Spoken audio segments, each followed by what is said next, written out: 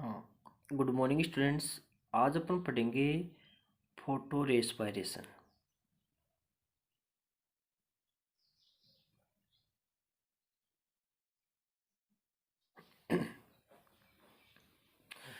देखिए, photo photo का अर्थ होता है लाइट, और रेस्पायरेशन का अर्थ रेस्पायरेशन करना।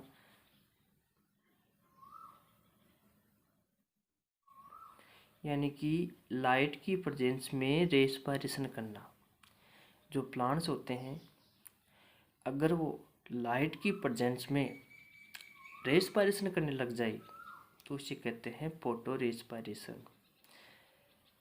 और ये फोटो रेस्पायरेशन मैंने आपको बताया था केवल C3 प्लांट्स में ही प्रेजेंट होता है। कौन से प्लांट्स में? C3 प्लांट्स में। ऐसा क्यों? क्योंकि C3 प्लांट्स में बंडल सीड सेल क्या होती है? एब्सेंट। जबकि C4 प्लांट्स में फोटो रेस्पायरेशन नहीं होता है। क्यों? क्योंकि उनमें बंडल सीड सेल जो आपकी क्रेंज एनाटॉमी वो क्या होती है? प्रेजेंट। तो अपन आज इस फोटो रेस्पायरेशन की मैकेनिज्म पढ़ेंगे कि जब प्लांट लाइट की प्रेजेंस में CO2 के बजाय O2 से अफिनिटी कर ले, O2 जब लेने लग जाए तो उस दौरान ग्लूकोज का फॉर्मेशन किस प्रकार से होता है, आज अपन ये देखेंगे। ठीक है, तो ये फोटो रेस्पायरेशन की जो प्रोसेस है ये 3 सेल ऑर्गन्स में कंप्लीट होती है। 3 सेल ऑर्गन्स में कंप्लीट होती है। तो जो फोटो रेस्पायरेशन की जो प्रोसेस है ये 3 सेल ऑर्गन्स में क्या होती है? कंप्लीट। क्लियर? वो 3 सेल ऑर्गन्स कौन से हैं? सबसे पहले आपकी जो क्लोरोप्लास्ट, फिर एक आपका प्रोक्सिसोम,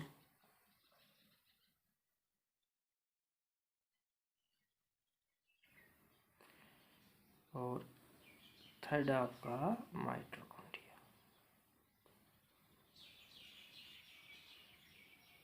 क्लियर?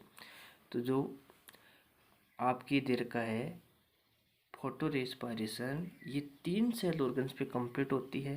क्लोरोप्लास्ट, प्रोक्सिसोम और माइटोकॉन्ड्रिया। क्लियर?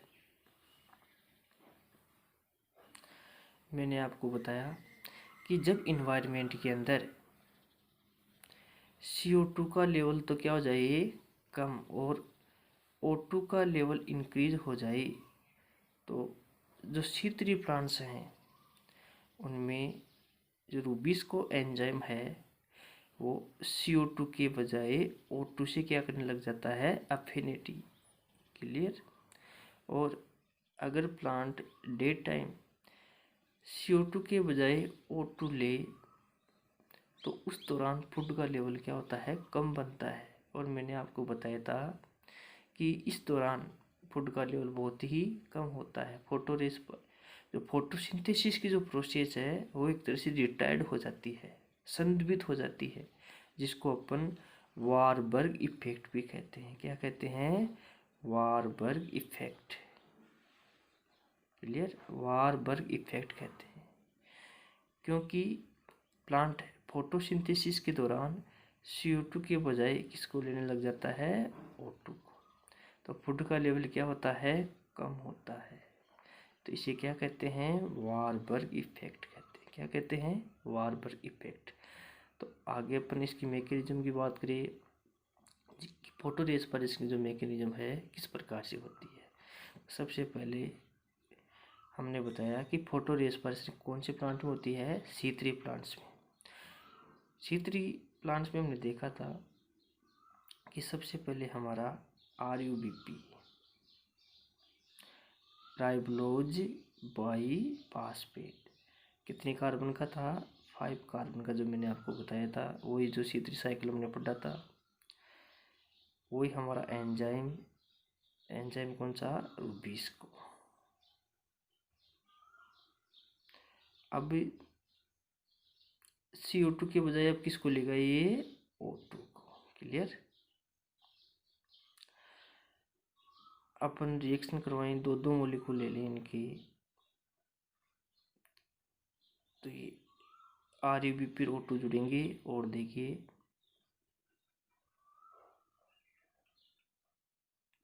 हमने देखा था कि C3 साइकिल में तो RUB के साथ कौन जुड़ रहा था, CO2, लेकिन अब कौन जुड़ रहा है, O2। कौन जुड़ रहा है, O2। तो यहाँ पे जो फर्स्ट कंपाउंड है वो बनेगा आपके फास्फोग्लाइकोलेट। कौन बनेगा, फास्फोग्लाइकोलेट, फास्फोग्लाइकोलेट। और एक मॉलिक्यूल बनेगा आपके 3PGA का। इसका बनेगा 3PGA। क्लियर।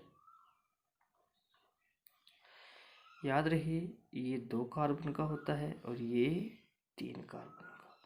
आपने मॉलिक्यूल कितने लिए हैं, 2, तो 2 मॉलिक्यूल इसके फास्फोग्लाइकोलेट के बन गए और 2 ही मॉलिक्यूल इसके।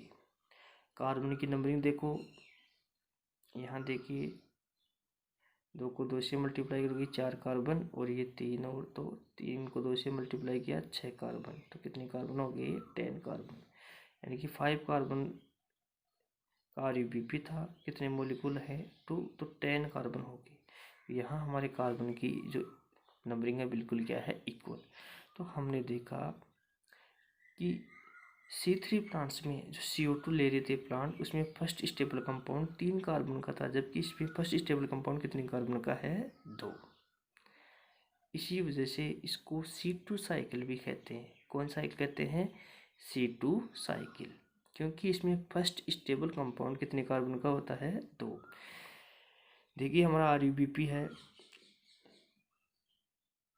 O2 से अफिनिटी करके फिर भी टूटता है, 2 पार्ट में डिवाइड हुआ। फर्स्ट बना हमारा फास्फोग्लाइकोलेट और दूसरा बनता है हमारा 3PGA। क्लियर, याद हुआ। फास्फोग्लाइकोलेट कितने कार्बन का है, 2 कार्बन का।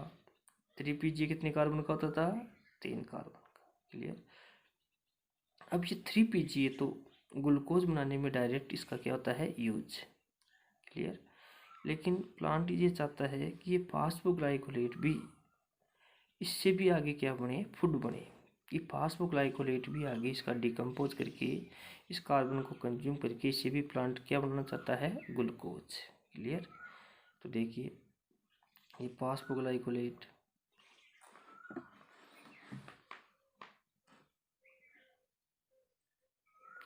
इस फास्फोग्लाइकोलेट के अंदर 2 मॉलिक्यूल फास्फेट के निकल जाएंगे और ये ग्लाइकोलेट्स में कन्वर्ट हो जाएगा। किस में कन्वर्ट हो जाएगा, ग्लाइकोलेट्स में। क्लियर।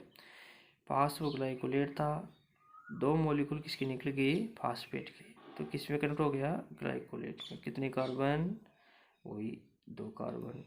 क्लियर।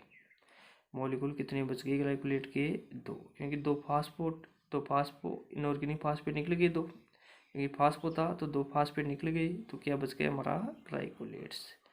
क्या बच गया, ग्लाइकोलेट्स। तो ये हमने ग्लाइकोलेट्स यहाँ लिख दी। क्लियर।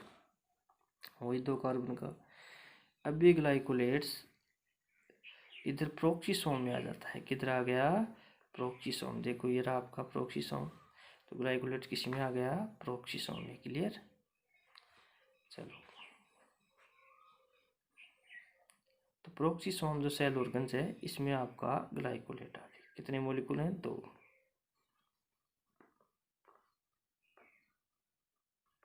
क्लियर। ये 2 कार्बन का है। ये ग्लाइकोलेट्स जो आपका किस में था, क्लोरोप्लास्ट में था, ये ग्लाइकोलेट्स किस में आ गया, प्रोक्सीसोम में। किस में आ गया, प्रोक्सीसोम में। अब देखिए यहाँ पे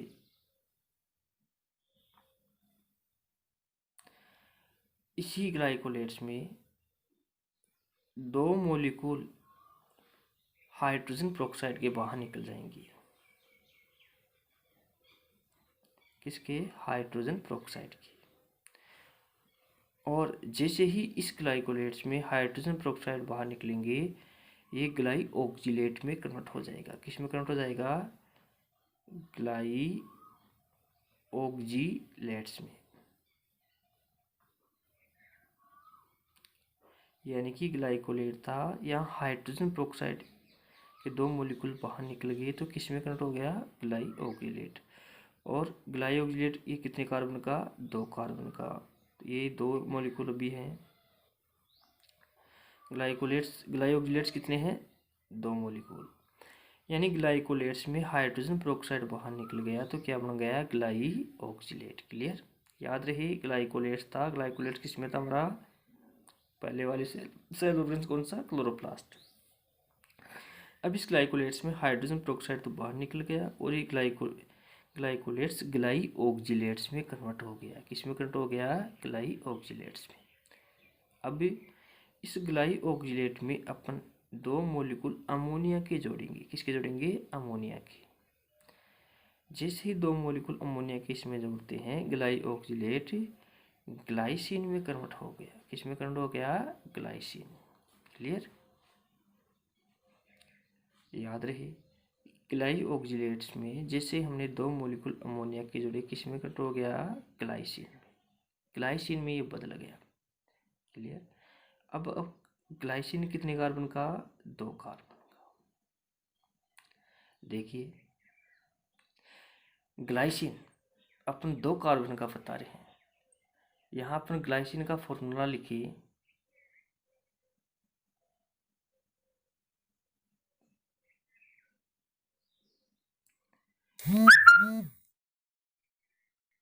हाँ। तो ये जो आपका ग्लाइसिन बन गया था, जो हमने देखा, इस ग्लाइसिन के भी कितने मॉलिक्यूल हैं, 2 मॉलिक्यूल। कितने कार्बन का, 2 कार्बन का। लेकिन मॉलिक्यूल कितने, 2, तो कार्बन कितने हो गए, 4 कार्बन। देखिए यहाँ भी, यहाँ ग्लाइकोलेट्स बना था, वहाँ भी 2 कार्बन थे, मॉलिक्यूल 2 थे, 4 हो गई। यहाँ भी देखो ग्लाइकोलेट्स आपके प्रोक्सिसोम में आ गया तो भी कितने, आपके 2 कार्बन। मॉलिक्यूल कितने, 2, तो टोटल कार्बन 4 कार्बन।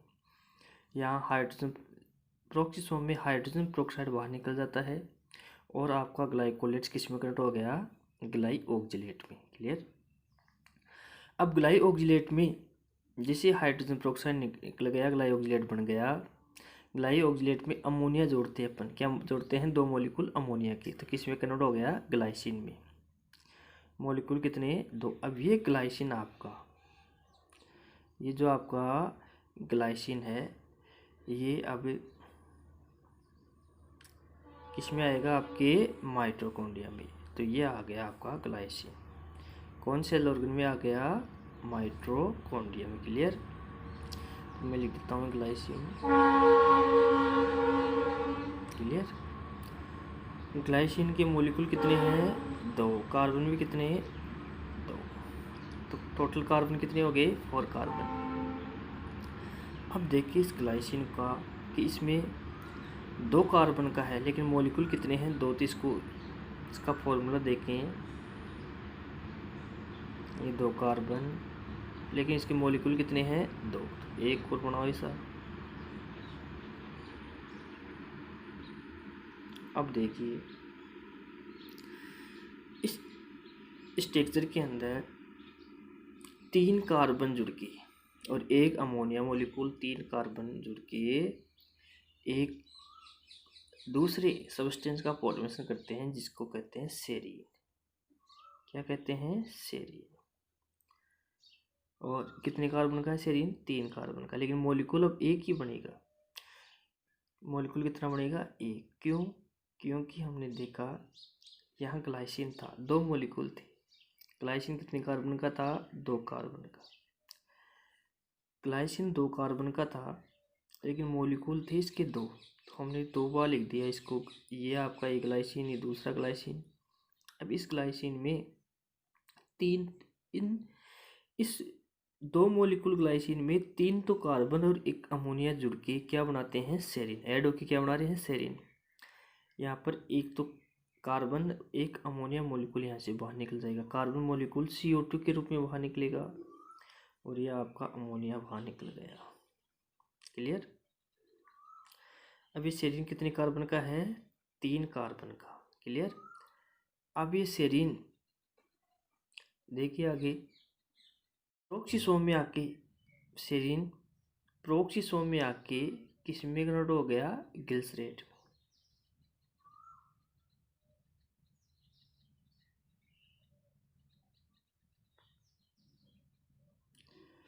गिल्सरेट बना लेता है। सेरीन किस में कन्वर्ट हो गया, गिल्सरेट में। यानी कि आपका ये सेरीन गिल्सरेट में बदल गया, किसमें, प्रोक्सीसोम। ये आपका क्या था, प्रोक्सीसोम। क्लियर। तो ये सेरीन गिल्सरेट में बदल गया। कार्बन कितने, 3। क्लियर। अब ये गिल्सरेट क्लोरोप्लास्ट सेल ऑर्गन्स में आ जाएगा। ये गिल्सरेट वापस किस में आएगा, क्लोरोप्लास्ट में। ये आ गया, किस में आ गया, क्लोरोप्लास्ट में। अब ये गिल्सरेट फास्फोगिल्सरेट में कन्वर्ट होना चाहता है, किसमें, फास्फोगिल्सरेट में। क्योंकि गिल्सरेट तो बन गया यहाँ से। अपन क्या सीख रहे थे, क्योंकि हमने देखा कि फर्स्ट स्टेबल कंपाउंड 2 कार्बन का है, वो कौन सा था हमारा, फास्फोग्लाइकोलेट। ये फास्फोग्लाइकोलेट प्लांट क्या करता है, इस कार्बन को भी ब्रेक डाउन करना चाहता है, इससे भी फूड बनाना चाहता है। तो ये फूड बनाने की जो प्रोसेस है, हमने बताया 3 सेल ऑर्गन्स में होती है। कौन कौन से, क्लोरोप्लास्ट, प्रोक्सीसोम और माइटोकॉन्ड्रिया। तो एक फास्फोग्लाइकोलेट आगे कन्वर्ट होता गया ग्लाइकोलेट्स, फिर ग्लाइकोलेट्स में प्रोक्सीसोम में आ गया, हाइड्रोजन पेरोक्साइड बाहर निकला, ऑक्सीलेट से क्या बना, इसमें ग्लाइसिन। ये ग्लाइसिन हमारी किस में आ गया, माइटोकॉन्ड्रिया में। और हमने देखा ग्लाइसिन के 2 मॉलिक्यूल है, इसका स्ट्रक्चर देखा, तो इसमें 3 तो कार्बन, एक अमोनिया, जुड़ के क्या बनाते हैं, सेरीन। सेरीन आगे प्रोक्सीसोम में किस में बदल गया, गिल्सरेट में। अब ये गिल्सरेट फास्फोगिल्सरेट में कन्वर्ट होना चाहता है, इसके लिए इसको क्या चाहिए, एटीपी। एटीपी यहाँ ब्रेक डाउन होगा, एटीपी क्या होगा, ब्रेक डाउन, और किस में बनेगा, एटीपी प्लस आईपी। अब ये एटीपी ब्रेक डाउन होके ये जो आपका इनऑर्गेनिक फास्फेट है, ये किस में जुड़ जाएगा, आपके गिल्सरेट में, और ये क्या बन जाएगा, फास्फोगिल्सरेट। क्या बन जाएगा, पीजीए। इस प्रकार आपका ये पीजीए बन गया, जो ग्लूकोज के फॉर्मेशन में क्या करता है, हेल्प करता है। क्योंकि आपको ने देखा था C3 साइकिल, जिसमें RUBP और CO2 जुड़ के क्या बना रहे थे, 3-फॉस्फोग्लिसरिक एसिड। क्या बना रहे थे, 3-फॉस्फोग्लिसरिक एसिड। और 3-फॉस्फोग्लिसरिक एसिड आगे जाके किसका फॉर्मेशन करता है, ग्लूकोज का। तो हमने देखा कि जो इतनी प्रोसेस है, तब जाके इसमें फास्फोग्लिसरिक एसिड बना है, एटीपी कंज्यूम हुए हैं। जबकि CO2 में डायरेक्ट क्या है, फास्फोग्लिसरिक एसिड बनता है आपका। तो फोटो रेस्पिरेशन में फूड का लेवल क्या बनता है, कम बनता है। अब कम देख के तो अपनी की हिस्ट्री देख के कैसे कम बढ़ता है, जैसे हमने C3 साइकिल देखी थी, उसमें हमने RUBP और CO2 लिया, एक एक, तो 2 हमारे क्या बनते थे, 3PGA। क्या बनते थे, 2 3PGA। 2 मॉलिक्यूल लेते हैं तो कितने बढ़ते हैं, देखो, एक से कितने बन रहे हैं, 2, तो 2 से कितने बनेंगे, 4। कितने बने, 4। देखो, एक RUBP, एक CO2 से 2 मॉलिक्यूल 3PGA बनते हैं, तो 2 से कितने बनेंगे, 4 मॉलिक्यूल 3PGA। 2 लिए तो कितने बन गए, 4 मॉलिक्यूल 3PGA। जबकि यहाँ पे फोटो रेस्पिरेशन में हमने देखो क्या किया, 2 मॉलिक्यूल RUBP लिए, यह आपका रूबिस को यहाँ एंजाइम, और 2 ही मॉलिक्यूल किसके लिए, O2 के। तो हमारे 3-फॉस्फोग्लिसरिक एसिड कितने बने, 3 बने। कितने बने, 3 कैसे, देखो, 2 तो ये बन गए। क्लियर। और एक आपका ये जो फास्फोग्लाइकोलेट है, ये चैन राउंड लगा के आगे 3 सेल ऑर्गन्स में आगे जाके इस प्रकार से वापस किस में आया, पीजीए में बन गया। 3-फास्फो है, 3-फास्फोगिल्सरिक एसिड बन गया, या पीजीए डायरेक्ट बोले अपन। तो यहाँ पर तो टोटल पीजीए कितने होगी, 2 तो ये 3PGA और एक ये 3PGA, एक मॉलिक्यूल ये 3PGA। 3-फास्फोगिल्सरिक एसिड है, 3PGA नहीं है ये, 3-फास्फोगिल्सरिक एसिड। ये भी क्या है, 3-फास्फो, 2 मॉलिक्यूल ये, एक मॉलिक्यूल ये, 3 बने। जबकि C3 के अंदर कितने बन रहे थे, 4। यहाँ कितने बने, 3 मॉलिक्यूल 3PGA के। कितने मॉलिक्यूल, 3। क्लियर। तो कुल मिला के यहाँ फूड का लेवल क्या हुआ, कम बढ़ा, क्योंकि लॉस हो रहा है 3 pGa का। क्लियर। तो इसको क्या कहते हैं, फोटो रेस्पायरेशन, जिसमें प्लांट को क्या है कि जब प्लांट को डे टाइम प्लांट रूबीज को जो एंजाइम प्रेजेंट है प्लांट में, अगर उसको CO2 के बजाय O2 का लेवल कम मिले तो इसको प्लांट को इस स्थिति में जो फूड का लेवल है वो बहुत ही कम बनता है। यानी यहाँ पे प्लांट को क्या होता है, बहुत ही ज़्यादा नुकसान होता है, क्योंकि फूड का लेवल क्या बन रहा है, कम बन रहा है। क्लियर। तो ये था आपका photo respiration. Clear. Okay student.